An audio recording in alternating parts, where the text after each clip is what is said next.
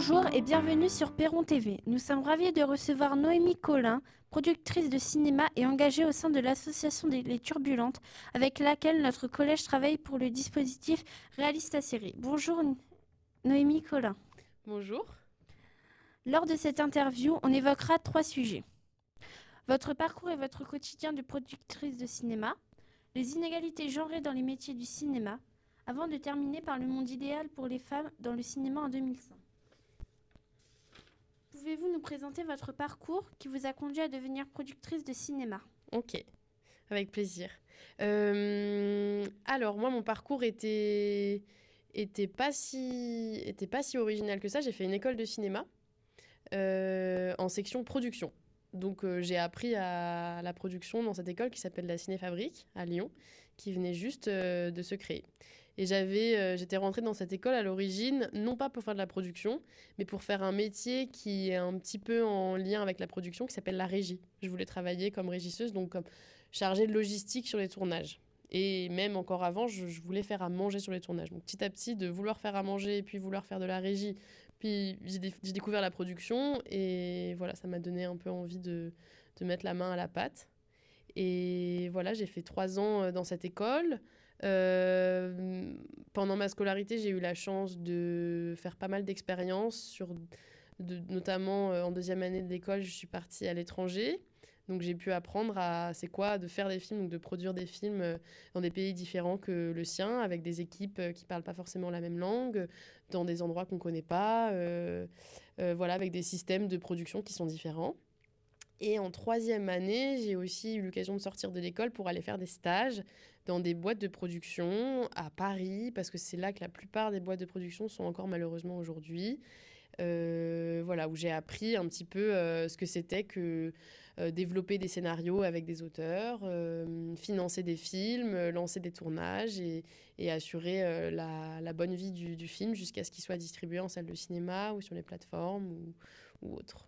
Voilà. Je pense que dans les grandes lignes, j'ai à peu près tout dit. Pourquoi ce métier et pas un autre ? À quel âge avez-vous décidé de devenir productrice ? Parce que je suppose que vous ne rêviez pas enfant de devenir productrice. Et non, quand j'étais petite, j'étais plutôt sur des métiers. J'ai oscillé entre cuisinière et boulangère. Donc j'étais pas du tout là-dessus. Mais il y a un moment, donc je me suis lancée plutôt dans des études scientifiques pour faire de la gestion. Donc pour gérer peut-être des établissements, des restaurants ou hôtels, je ne savais pas trop. Et en fait, j'étais assez malheureuse en section scientifique. Et j'ai redoublé pour passer en section littéraire, où là, j'ai pu un peu développer une passion qui était un peu naissante pour le cinéma. Donc j'allais beaucoup, beaucoup au cinéma. J'étais en option cinéma au lycée. J'ai fait ensuite des études littéraires qui étaient couplées avec des études de cinéma. Et j'étais pas encore sûre de vouloir faire de la production jusqu'à ce que petit à petit j'exerce des métiers qui s'en rapprochaient, donc la direction de production où je gérais des tournages, où j'ai travaillé dans une association, enfin que j'ai créé une association, l'association Turbulente, où on manageait vraiment des projets du début à la fin et où on travaillait avec des artistes dès le début de leur envie, de leurs idées, plutôt autour des ateliers de médiation. Mais en fait, ça s'en rapprochait un petit peu et j'ai un peu pris confiance dans l'idée que je pourrais piloter vraiment des projets artistiques. Voilà. Et puis j'ai fait quand même une dernière étape. Il y a un moment où je me suis dit que je préférais le cinéma d'animation, que ça m'intéressait plus de travailler sur des techniques de cinéma artisanal. Et donc, j'ai passé un an dans une école qui s'appelle Les Gobelins pour apprendre comment on produisait spécifiquement des films d'animation. Et en sortant de cette école, donc c'était il n'y a pas si longtemps, c'était en 2023, j'ai décidé de fonder ma société de production, Les Films des Turbulentes. Et encore aujourd'hui, c'est pas tous les jours facile de se dire productrice parce que là, c'est un métier où la concurrence est très rude et où il y a des défis tous les jours. Et voilà, donc c'est une envie qui est encore en train d'éclore. À quoi ressemble le quotidien d'une productrice de cinéma ? Alors, ça dépend vraiment des moments.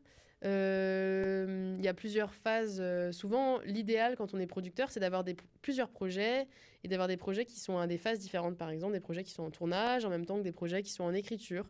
Et donc, du coup, une journée, ça peut, quand on a des projets qui sont à différentes phases, le matin, ça peut commencer par des coups de téléphone avec différentes télévisions pour savoir s'ils veulent bien acheter les films que je suis en train d'écrire avec un scénariste. Et l'après-midi, appeler la directrice de production du tournage que je supervise, mais qu'elle supervise pour moi, et lui demander si tout se passe bien avec les comédiens, avec l'équipe, etc. De gérer un peu les finances du film. Voilà, après, il y a beaucoup de travail administratif. Il faut, même si on a plein de collaborateurs, donc des administrateurs de production, des directeurs de production, des secrétaires de production, on a quand même l'obligation de fournir pas mal de documents juridiques, légaux, etc., financiers. Et donc, on est beaucoup devant son ordinateur. Voilà. Et aussi, on va beaucoup au cinéma pour se nourrir un peu et pour garder l'envie de faire du cinéma, de produire des films, pour avoir de nouvelles idées, pour savoir c'est quoi le paysage d'aujourd'hui. Voilà. Quelles sont les inégalités les plus criantes au cinéma? Alors, c'est une question intéressante. Pour moi, les inégalités les plus criantes au cinéma, c'est les inégalités de genre, dont on entend beaucoup parler, mais qui sont en train d'évoluer. Donc, il y a pas mal de métiers du cinéma qui se féminisent, mais c'est quand même un domaine où il y a beaucoup plus d'hommes que de femmes. C'est en train de changer, mais il y a une nouvelle donnée, c'est que maintenant, il y a autant de femmes, mais les femmes travaillent sur des projets où il y a moins d'argent, donc avec moins de moyens, donc avec plus de travail et que les hommes. Voilà, moi, c'est un peu ce que j'analyse, par exemple, sur un court-métrage où on va avoir beaucoup moins de moyens pour faire le film qu'un long-métrage. Il y aura beaucoup plus de femmes qui seront au poste de production ou de tous les postes d'ailleurs. Les courts-métrages, il y a majoritairement des femmes, alors que les longs-métrages où il y a plus d'argent, où les gens gagnent plus, il y a plus d'hommes. Voilà. Il y aurait plein de choses à dire. On n'a pas beaucoup de temps. On a vu que la répartition des rôles sur un plateau de tournage était très genrée. Comment expliquez-vous cela? Je pense que ça a une origine historique. En fait, le cinéma, c'est un art c'est un des plus vieux arts qui est arrivé le plus tard. Et du coup, les femmes se sont mises à travailler un peu. Enfin, c'était d'abord un milieu d'hommes et les femmes se sont mises à travailler plus tard. Et donc, plus tard aussi sur le plateau de cinéma. Je pense qu'à tort, c'est un métier les métiers du cinéma sont considérés comme des métiers difficiles physiquement et que du coup, on pense que c'est les hommes qui peuvent assumer ça parce qu'on fait des gros horaires, parce que des fois, on porte des choses lourdes, et que du coup, quand on est une femme, en fait, il faut rentrer tôt à la maison pour s'occuper des enfants, il faut pas porter des choses trop lourdes, etc. Donc, mais ça, c'est des choses qui sont en train de changer. On est en train de se rendre compte que des fois, les femmes, elles sont beaucoup plus fortes et beaucoup plus résilientes que les hommes, et voilà. Avez-vous déjà reçu des remarques sexistes? Ou avez-vous eu l'impression qu'on aurait jugé différemment votre travail si vous aviez été un homme? Euh, J'ai pas été. C'est un peu particulier pour moi. Moi, ça m'est arrivé de me sentir moins considérée parce que j'avais l'air un peu jeune, parce que j'ai commencé à faire un travail avec de lourdes responsabilités en étant jeune. Mais j'ai eu la chance quand même de rencontrer des producteurs qui me faisaient confiance, qui décidaient de travailler avec moi malgré mon jeune âge et malgré ma petite expérience. Donc ça allait. Après, ça dépend de où on fait. Ça dépend de où on fait les tournages. C'est vrai que ouais, enfin, ouais, ça dépend de avec qui on travaille, mais j'ai plutôt eu de la chance moi à ce niveau-là. Que pouvons-nous faire pour réduire les inégalités de genre dans le cinéma? Hum, Eh ben, il y a des choses qui sont déjà faites et qui vont beaucoup changer, mais on s'en rendra compte peut-être un peu plus tard. C'est que les écoles se féminisent beaucoup. Maintenant, la plupart des écoles, voire toutes, ont un quota. Donc, ils accueillent 50% d'hommes et 50% de femmes. Donc, c'est déjà une manière de professionnaliser plus de femmes et que du coup, on retrouve plus de métiers de femmes occupés par des femmes. Euh, Je pense aussi qu'il y a de la prévention à faire et il y a des collectifs qui s'en occupent. Il y a notamment le collectif Femmes à la caméra qui essaye de promouvoir le travail des femmes qui travaillent dans les métiers de l'image, donc caméraman, qui font les éclairages, etc. Parce que c'est des métiers qui sont très très masculins, du fait, enfin, de ce que je disais avant par rapport au fait que c'est des métiers considérés comme physiques. Et du coup, les femmes ont été beaucoup exclues de ces métiers. Et donc, du coup, il y a des collectifs, donc Femmes à la caméra, mais aussi le collectif 50-50, qui œuvrent pour une parité dans les métiers du cinéma et qui font beaucoup de campagnes voilà, de prévention pour réduire le sexisme et aussi faire une transition vers plus de parité. D'après vous, est-ce qu'il y aura encore des inégalités de genre au cinéma en 2050 en 2005. Bah, ça dépend ça dépend de beaucoup de choses, mais enfin, il y a beaucoup de choses qui progressent, mais il y a aussi enfin, ça, c'est entre les mains à la fois des professionnels du cinéma, mais c'est aussi les politiques publiques, en fait, qui doivent nous aider un peu à promouvoir le travail des femmes, à lutter contre le sexisme, à lutter contre, contre, contre les maltraitances sur les tournages qui font beaucoup fuir les femmes du monde du cinéma. Voilà, et ça, c'est un peu entre les mains à mon sens aussi, des politiques publiques. Donc, que ça, voilà, enfin, il y a quand même beaucoup de dirigeants aujourd'hui qui promeuvent le sexisme, qui dénigrent le travail des femmes. Et voilà, ça peut ne pas faire progresser les choses. À quoi ressemblerait le monde idéal pour vous au cinéma en 2100 ? Ben, j'ai l'impression, moi, la question qui m'inquiète le plus, je pense, quand je vois le monde dans lequel on vit, c'est un peu la dépense, enfin, le progrès technologique du cinéma, qui est super, parce que ça fait on voit des très beaux films comme Avatar avec plein d'effets spéciaux et avec des équipes monstrueuses qui embauchent plein de gens dans le cinéma. Mais je vois aussi que le cinéma est très... c'est pas un domaine très écologique, qui est très écolo. Et j'ai l'impression qu'on devrait apprendre à faire du cinéma avec des techniques moins pointues et des choses plus artisanales. Et je crois que j'aimerais qu'en 2100, tout le monde sache faire un peu du cinéma chez lui avec peu de moyens. Et les histoires ne seront que plus belles, je trouve. On va regarder Le Plan Eiffel, un film qu'on a réalisé avec le collectif Les Turbulentes. Ok.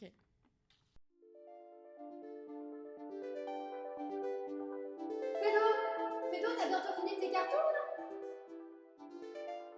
Écoute un peu ta mère. Le déménagement, il va pas se faire sans ton aide. Hein.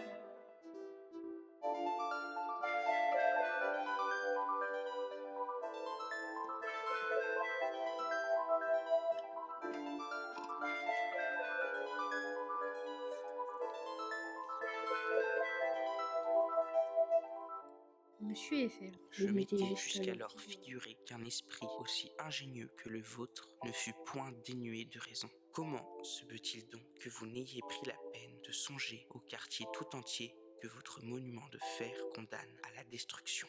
Hélas, ma demeure en fait partie. Votre ouvrage n'est qu'un amas de métal voué à broyer des existences.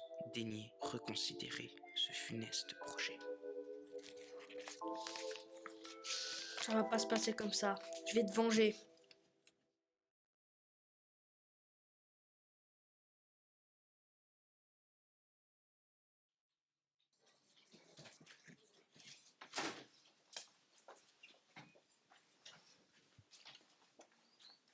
Bonjour. Bonjour Fédo.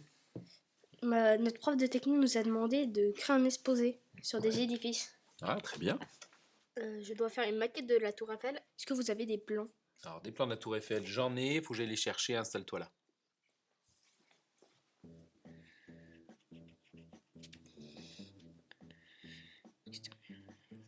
Égal.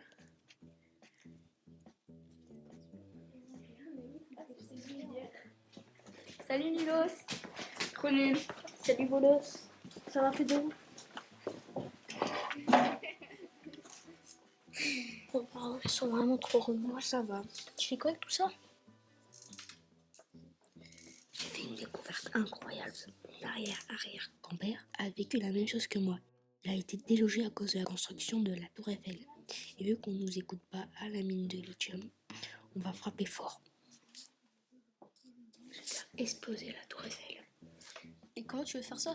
Si je mélange de l'hydroxyde de sodium avec mon petit kit de chimie que j'ai eu à mon anniversaire, on peut créer une bombe. J'ai vu ça dans On n'est pas que des cobayes. Et tu comptes la déposer au pied de la tour Eiffel? On va aller à Paris? Chut. Oui, en effet, c'est mieux d'être sur place. Bon, viens, on va aller faire ça chez toi.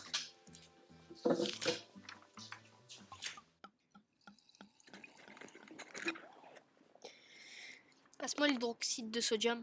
C'est où? C'est le bidon, je t'ai demandé d'écrire hydroxyde de sodium. Tiens, merci.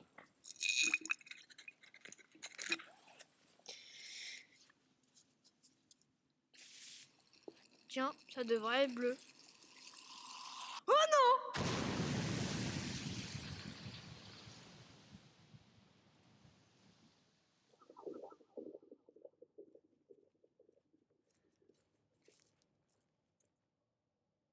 Bon, plus de peur que de mal. Tes parents voulaient pas une piscine?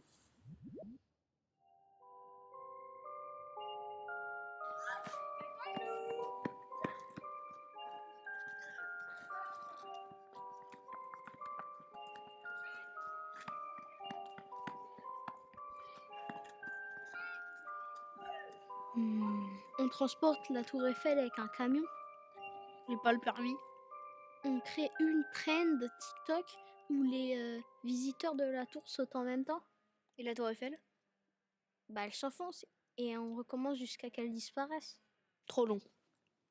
On la fait fondre. C'est intéressant. T'imagines quoi? Du chlorure? Sodium? Oui, oui. Sulfure? Oui.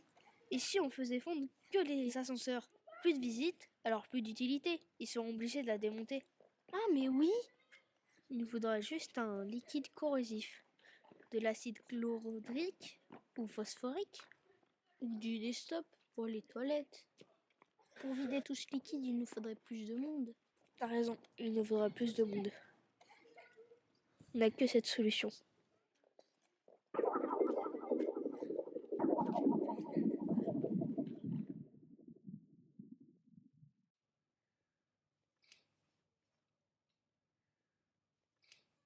Salut. Qu'est-ce que tu nous veux? La tour Eiffel. Tu dis quoi? On n'entend rien. On a besoin de vous pour détruire les ascenseurs de la tour Eiffel. Sérieux? Oui, Et genre on part à Paris? oui, oui. C'est d'accord. Quand est-ce qu'on part?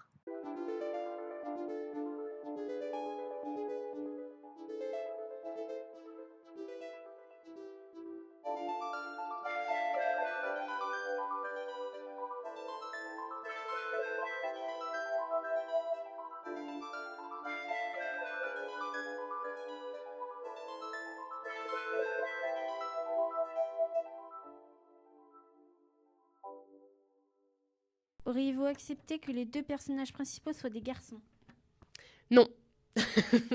Moi, je viens de travailler sur un film qui était scénarisé par des garçons avec beaucoup de personnages de garçons. Et en fait, je trouve qu'un film où on n'a pas des personnages féminins forts qui prennent part ne reflète pas en fait la réalité dans laquelle on vit. Et pour moi, le cinéma, il faut donner de la part belles aux personnages féminins. Pas seulement pour une question de parité, mais pour une question de richesse en fait des films. Et je trouve que des fois ça manque un peu.